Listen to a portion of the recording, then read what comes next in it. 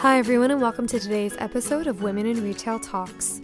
Listen in as Shelley Zalis, CEO and co-founder of the Girls Lounge, shares her thoughts on leadership, gender equality, and work-life balance, all at this year's most recent Women in Retail Leadership Summit. And now, on to the show. It was an interesting fact, knowing that I was coming to a retail conference.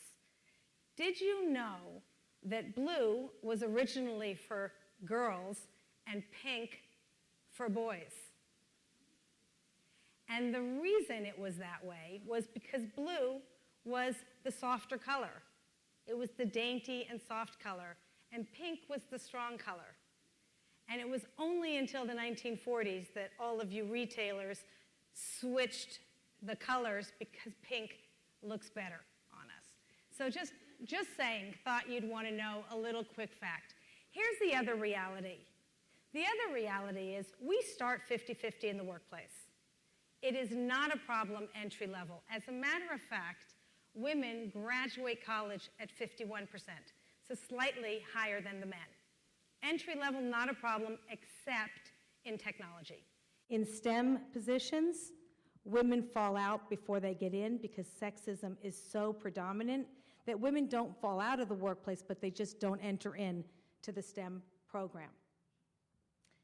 But the problem is, as we rise the ranks, we start 50-50, and we end at about 17% in the C-suite. We drop off in the middle. And what I call the middle management, is the messy middle. It's the messy middle. It's when we're rising the ranks, gaining more responsibility at work, more responsibility at home. We have no idea what we do, and we do one of three things. We either opt into leadership and have that work-life balance issue, or we opt out, take care of the family, and getting back in is quite difficult. I don't care what anyone tells you. It is quite difficult. Or you leave and start your own company, which is what I did to create my own rules, and we'll talk about that. 7 of Fortune 100 companies are women. 7 out of 100. That sucks. That's just really bad. And interestingly enough, I just came from the World Economic Forum, and I had a lounge there. I call it the female quotient. First came the intelligence quotient, IQ. Then came the emotional quotient, EQ. Now comes the female quotient, FQ. When you put women in any equation, the equation gets better, period. Diversity is not a nice to have. Diversity is good for business. So I called the lounge the female quotient, and then I had a tagline, the place for the 18%, because only 18% of world leaders are women. And it was our second year invited to the World Economic Forum. And they called me and said, Shelley, you can't say 18%, we're now 20%. And I said, well, how did we get to 20%? And they said, because we now have 4 passes per company that are typically 4 men, and if you bring a woman, you can get a 5th pass for free. It's true. And so they said, so we're now up to 20%. And I said, but I looked at the badges, and they all said misses. They were the plus ones. And I said, so I'm not giving you the 20% until you earn it, and you truly put women, up in the C-suite properly and encourage them to do so. Because if we keep inflating the numbers or artificially putting them in there, it's not doing any of us any good. And as a matter of fact, when you look at the United States, and this really, really annoys me, because we have all these conversations about gender equality. I mean, I don't know if you're sick of hearing it. I'm so sick of talking about gender equality and gender equality and gender equality. And yet we're going backwards. We're not going forwards, we're going backwards. 2 years ago, do you know what number the United States was for gender equality? Take a guess. 2 years ago. 407. Okay. Out of 144 countries. If I did the calculation with all the companies in the world, it would be about that. But if I'm telling you out of 144 2 years ago, where do you think the United States was? Okay, 28. Last year, where do you think the United States was? Still 144. 45. We've gone backwards. Now, the gender equality score for the World Economic Forum and I wasn't here to talk to you about this, but you should just know for the record, has 4 dimensions for calculation. One is health, education, government, and business, diversity in business. And so you can understand why the United States is going backwards. I just came from Rwanda, that several years ago experienced a genocide. Do you know what number Rwanda is? On 144? 6. Number 6. Because President Kagame made a conscious decision to put women in government, so it elevated their dimension exponentially. But this is our reality today. And this is our other reality. The other reality, we have a glass ceiling. And not a glass ceiling because it's an artificial one. It's because when women come in to get jobs, we are given our benefits and our wages based on past performance. Men are given opportunity based on their opportunity, based on their potential. This is truly a fact. Family first. It's a caregiver issue. It's not a gender issue. You're rising the ranks, gaining more responsibility at home, more responsibility at work. You have that work-life balance issue. But Harvard just published a really interesting report. And it's not because we're forced to be the caregiver. We choose to be. It's how we're biologically made up. Women, according to Harvard Business Review, need to spend at least 3 hours a day with their children to be satisfied. Men are okay with 20 minutes a day. Just saying. And, opting out. This truly becomes an issue, and it was an issue for me as I was rising the ranks as well. How can you truly work and travel all the time and juggle the family and be on the PTA and bake the cupcakes? I didn't bake them. I bought them and displayed them pretty. That was a little shortcut. I can give you really good shortcut advice as well. But another issue, we don't feel we belong there. How many of you have that voice in your head that you're not good enough? I can't do this, I can't do that. Men, if they could do 6 out of 10 things, they're like, yep, I got it. That's for me. And a woman, if they can't do 10 out of 10, they're like, I don't know. I don't think so. And in the girls' lounge, and we'll talk about the girls' lounge, you know what we say about that? We say, shut that bitch up in your head. Just shut that bitch up and get on with it and move on, because you are just as talented. We don't think we're ready. We don't think we have the skill sets that we need. But you know what? We have to stop fixing the women. We're not broken. We're not broken. We have other issues. I mean, how many of you women have been told you're too bossy? Raise your hand high. If I ask this question to a room of men and women, not a single man will raise his hand. And you know what Sheryl Sandberg says about that? She says it's called executive presence. Replace that word bossy and turn that into the word executive presence, because you each have executive presence. Are you worried that you're going to mess up? Advice quickly, shorthand. Failure leads to success. Own your failures. It means you're trying something new. Don't make dumb mistakes, but make smart ones, big or small. It means you're taking that next step and you're pushing the envelope. We're less self-assured. We always have that self-assured issue. Am I good enough? Am I good enough? Can I succeed? Can I succeed? Can I do this? We don't ask for it. And why? Is it a confidence issue? Is it a competence issue? I don't think so. Is it a fear of doing it all? Perfection, first of all, is boring. Perfection, who wants to be perfect? It's cool to have your blemishes and to have your little issues, but do it all your way. Redefine doing it all. You can do it all your way. Is it a gender issue? Is that our problem? Is it a male-female issue? And people ask me, how do I know all these things? And it's because this is my journey. I've been there. I was that girl that stayed until midnight every night working when I was rising the ranks. How stupid is that? I kept my lights on because I thought I would look like a goody two-shoes and be like everybody else, and I was probably shopping online. Well, I don't even know if we had online at the time, but I was shopping probably in a catalog at the time. but I wasn't working. I was just trying to look really smart by keeping my lights on. And by the way, that's really stupid. I did not work efficiently. Or I was that girl that would be told, I actually helped others, I worked late, and then I had my first review, and I thought, oh my God, I'm going to have this amazing review because I'm awesome, because I'm staying so late and working these ridiculously long hours, and I got ripped to shreds in my first review. And you know what they told me? They gave me a few good things, 3 good things, check, check, check. But then they said, you spend too much time having lunch with clients. I'm like, you're punishing me for knowing clients too well, being in the relationship business? But I was a market researcher. I was supposed to just answer the phone and take the orders, and that's what he punished me for. And that sounded so silly to me, but I was 25 years old. And I remember in that moment when I had this review that was so bad, I had to find my voice. And I remember saying to this guy, Bill, you're making the biggest mistake of your life. One day you're going to realize how important I was 25.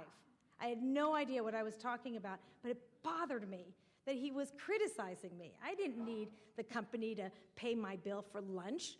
I just wanted to know what made my clients tick, what I could do to make them more valuable.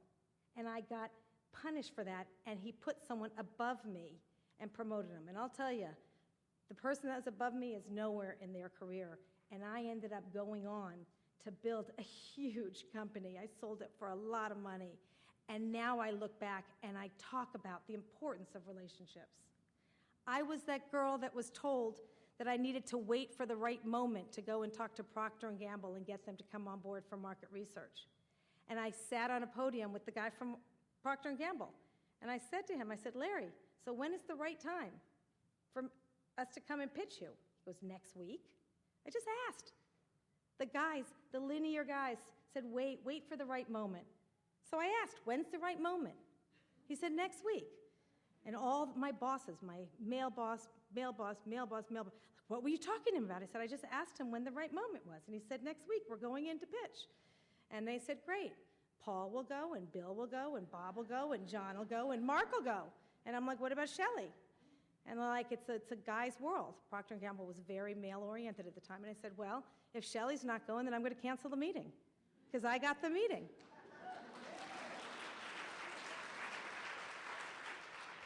I was also that girl that at 26 years old, I went to pitch a big piece of business. And my boss was a man. It took me 3 years to win it. I came in so proud of myself. Yay! I won a $3 million piece of business from SmithKline Beecham. I'll never forget this. I'm 55 years old. It was a long time ago. And my male boss said to me, the only reason you got the business and I didn't was because you're hot. Thank you. But really, I was 26. I needed my job. And I found my voice. And I said to him, Peter, that might be how you get business, but I'm fucking smart. And I had to own my own voice at that moment. No one gave me that permission. It hurt me. It bothered me. It made me question what my value was. And I had to discover my own voice at that moment in my career. And then I realized that I had these heartbeat moments. And I asked myself some questions. Why was there never room for emotion at work? I was once told not to bring emotion to the boardroom. Not to bring emotion. But you know what emotion is? Emotion is caring. Emotion is passion. Emotion is purpose.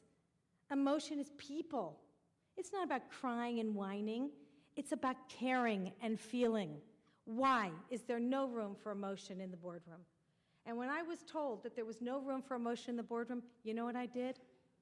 I wrote a speech called Bring Emotion to the Boardroom. And I gave a keynote speech at a huge conference. And Barry Salzberg, the CEO of Deloitte, was the co-keynote with me. And his speech was something like rising the ranks in 10 easy steps, and mine was bring emotion to the boardroom. And he came backstage and he said, Shelley, I want to tell you something. I said, what? He said, it's the first time we hired a CEO, a female CEO, to run Deloitte US. And I said, well, why, Barry, to fill a quota or because you want more emotion in the boardroom? He says, let me tell you a story. He said, I used to have a board of 28 people. 3 were women. 3 never spoke up, never said a word in the board meeting. I said, what did you do? He said, I got rid of 5 dudes, put 5 more girls, 8 out of 28, and all of a sudden the dynamics changed considerably. We had more emotion in the boardroom. We had more passion. We didn't talk about linearity and about just the beginning and the end. We talked about the middle and the gray and all the nuance that does create magic in an organization. And then Gandhi said, he spoke to me. He said, be the change you want to see in the world. Be the change you want to see in the world. If you want to make a difference, don't wait for others. It's not going to happen. Change is really scary. Change is really hard. And then my favorite quote, trying to be a man is a waste of a woman. I credit this, obsessed, I know, I'm obsessed. I credit this with Alison Pearson, a British journalist, because that's the right thing to do, but the person that commercialized it was Sarah Jessica Parker. And so I credit her all the time. And one day she said to me, you know, you can't credit me because I didn't write it, my writer did. I said, I don't care, it's sexy. Sarah Jessica Parker. Trying to be a man is a waste of a woman. And then I started thinking about that. Men and women, we're all important. We're all equal. But we're also different. And difference is what makes the world go around. Think about that. Women make a difference. I was invited, and I'm not saying this for any reason other than it changed my life forever, to meet with Pope Francis. And I was with Pope Francis about 1.5 years ago. He called to thank me for the work I do with women, and we'll talk about that. And he blessed me. I'm a nice Jewish girl, but I was wearing rosary beads and a cross, a badass cross, for a really long time. And what he said to me is he never makes any decision without at least one woman in the room and at the table. Pope Francis. Just saying. He is amazing. I'll show you the picture of me and the Pope. Actually, I have to tell you this story because you're all in retail. This is pretty funny. So I'm going to meet the Pope, and I went to his private vestibule with his throne in the porte cochere where the cars drive up, and they send someone. I'm like, oh, my God, I'm going to see the Pope. I better dress really conservatively. So I pull out a Chanel dress from my closet, really conservative dress, and I go, and I'm thinking, yep, got this. And I walk in, and we have a one-on-one, and we're bending over to talk to each other. Cleavage showing. And you see, like, the bishops and all these people in the background, like, staring at me. And I thought I really had that covered. You know, it was like a nice V-neck. But then when I bent over, like, you know. So if you ever see a picture of me and the Pope, you'll see, pre-airbrush, that there was, you know, a little action going on there. But this is well documented, and this is a friend of mine from the Athena doctrine, John Gerzema, who talks about the masculine and feminine, not the male and female, the masculine and feminine archetypes of leadership. Men can have feminine characteristics, women can have masculine characteristics. The masculine characteristics, decisive, resilient, analytic, independent, linear, aggressive, proud. And I say linear because men can think one step ahead. Women multitask on steroids. And then feminine, plans for the future, expressive, reasonable, flexible, patient, collaborative, passionate, empathetic, emotive. The best leaders today are those that inspire. The best leaders today are those that are compassionate. The best leaders today are those that are nurturing and collaborative. And guess what I just described? A caregiver. And yet we're losing our best leaders to caregiving today. What a shame. And this is what Pope Francis says, but well documented from Harvard Business Review, which is a source of all wonderful things. Adding at least one woman to the table raises its collective intelligence. And then Audrey Hepburn, says it best. She says, Katharine Hepburn started, Audrey Hepburn reversed it. She says, if you obey all the rules, you miss all the fun. So once I decided to listen to all these amazing quotes, I decided to break all the damn rules and reimagine and rewrite them. and I became the chief troublemaker. I wasn't a CEO, I was the chief executive officer, but more importantly, I became a chief troublemaker, and I decided to break all the rules and rewrite them and create my own company. And I created a lifestyle company way before it was very popular, and I created the uncorporate rules. Everything I hated about corporate America, I broke them all. I had a company of over 250 employees, and you know when you get those shitty surveys on the internet, and you say, damn it, I hate these? Sorry, not sorry. I'm the mother of that invention. So I built a company pioneering online research, migrating research from telephone and central location to the internet. And it was the fastest growing research company in the world. I was the only female CEO in the top 25. And I decided I wanted to break the rules and create the new norm, give permission to the exceptions, and make the exceptions the new rules. And then I sold my company about 5 years ago to the third largest research company in the world called Ipsos. And when I was at Ipsos, I had 250 employees at OTX. I sold to a company of 16,000 employees. My little company, OTX, did business in 6 cities. Ipsos does business in 83 countries. We had 25 people on the board, 2 were women. And it was at that moment that I realized, how do we really help women connect with one another? I always say a woman alone can have power. Collectively, we have impact. Collectively, we have impact. And so I wanted to go into technology, and I wanted to bring research into technology. So I decided to go to the Consumer Electronics Show in Las Vegas. 150,000 people, no women, less than 6% women. And it was scary. Put me in a market research conference. I know everybody, men and women. I'm popular. I've been in research 35 years. Put me in a conference with 150,000 people, you become not confident. You become scared. You don't want to go by yourself. It's boring. So I invited 4 girlfriends. I said, come with me. And by the way, invite other girlfriends so that no one is alone. 24 hours later, 50 women showed up. We walked the floor. 2 remarkable things happened. 1, all the guys' heads turned. Where the hell did you all come from? And that's when I coined the phrase power of the pack. It was an incredible moment of power, working together. The second incredible moment was a confidence moment for me, and when I coined the phrase, confidence is beautiful. I was surrounded by women just like me, sharing the same challenges. And I know that Madeleine Albright says that women that don't support other women deserve a place in hell. I say women that help other women deserve a place in heaven. There is no better support system than having girlfriends. And from that moment, I called it the Girls Lounge.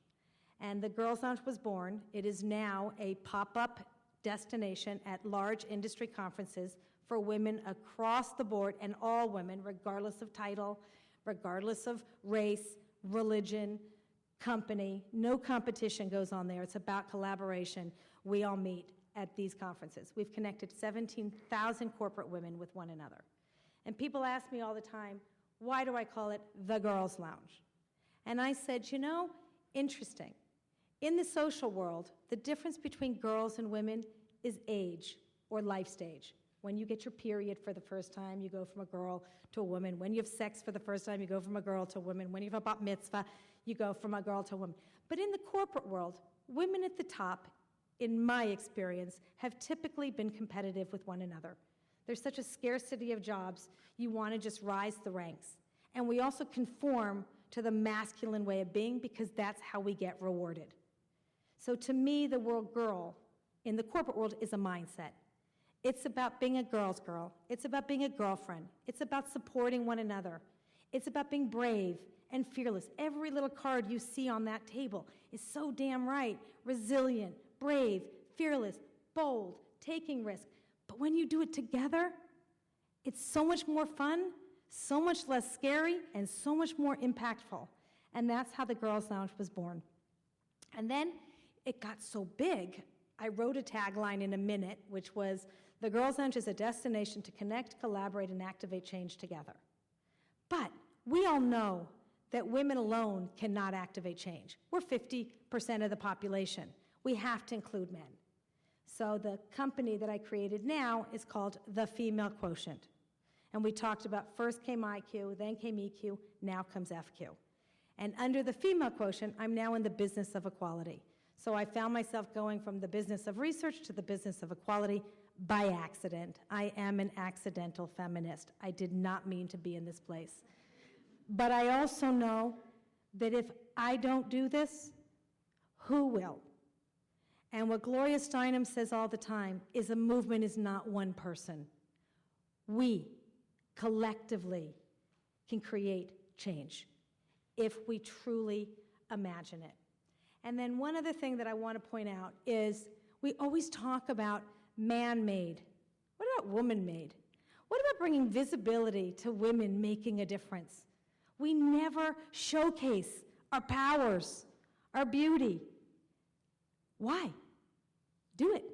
Start showcasing. Tell your stories. Share your stories. Run around. Scream out loud. It's really important. Here's 3 women that no one even knew about until Hidden Figures came out, which is an incredible show. A movie, if you guys want to see it. Susan Kare. Let's just make it modern. Apple. Steve Jobs gets all the credit for Apple, but you know who made the Mac friendly? You know who used nurturing and empathetic and caring qualities? Susan Kare. She created the little friendly icons that made the Mac friendly. We turned technology from cold to warm. Who did that? A caregiver. Her name was Susan Kare. Katherine Johnson. Katherine Johnson created the first trajectory to the moon for Alan Shepard. Katherine Johnson. Grace Hopper. Grace Hopper created the first computer language. You read about her in the textbooks? I don't think so. Harriet Tubman. The Girls Lounge was responsible for working with the Treasury to get Harriet Tubman on the front of the 20. We have not had a woman on the front of a bill, which was, by the way, a coin, Susan B. Anthony, in over 100 years. 100 years. Susan B. Anthony was supposed to be on the front of the 10. The 10 has Alexander Hamilton on the front. The 10 will be released in 2020. 2020 is a significant year. 2020 is the 100-year anniversary of women's rights to vote. We missed an important moment in history. Because of the popularity of the musical of Hamilton, Harriet Tubman will not be on the front of the 10. Alexander Hamilton will remain. Women will be on the back in tiny little JPEG images representing the suffragette movement, but at least Harriet Tubman will be on the 20, but the 20 will not be released until at least 2030. So we missed an important moment in history, which is unfortunate. But women in the past, women in the present, connecting with women in the future, giving back with generosity, mentoring, sponsoring, sharing, I don't care what the word is. Do something wonderful for yourself. Do something wonderful for someone sitting next to you. But know that it's the power of collaboration that will activate the changes that we want to see. And if you can see her, you can be her. That is so important. And if we get this right, we can add over $4.3 trillion to the GDP, to the U.S. GDP by 2025. But if we do nothing and just wait for someone else to take the lead, it will take, according to McKinsey, over 118 years to advance equality in the workplace. I recently was in Rwanda, and it was the most remarkable experience. I was invited to the World Economic Forum in Africa, and I brought 150 female African world leaders together. But while I was there, I went to stop in an orphanage and mentor 500 girls. One day of mentorship led to a lifetime of impact for me and for 500 girls. And on Wednesday, I did that all day Monday. Wednesday was the World Economic Forum. I invited 10 girls from the orphanage to come with me. 2 young women changed the game at the World Economic Forum. One little girl, her name was Esther. She was 14 years old. She got up and she said to 150 female leaders, "Ladies, where does your confidence come from?" And throughout the day, people said, "Esther, let me tell you, Esther, let me tell you, Esther, let me tell you." A little girl named Amen, 16 years old, stood up at the end of the day and said to these women, "You changed my life forever. You made me realize that my voice is as important, if not more important, than the boys, and that it is my responsibility to go back to the orphanage and share this experience with each and every one of the other girls that couldn't be here today. And I know that's my responsibility." So I just want to say to each of you, thank you for including me. I'm so, so happy to be here. If you can see her, you can be her. And your voices matter. And confidence is beautiful. And you can be whatever you imagine. All possibilities are in your hands. The future is not female. The future is feminine. Thank you. Thanks for listening. For more information on this episode, be sure to check out the show notes on our podcast channel page. You can check out Women in Retail Talks on iTunes and Stitcher, but be sure to subscribe to our podcast channel page as well. Lastly, don't forget to connect with us on social on Twitter, LinkedIn, Pinterest, and Instagram at WIRL Leadership. Until next time, this has been Women in Retail Talks.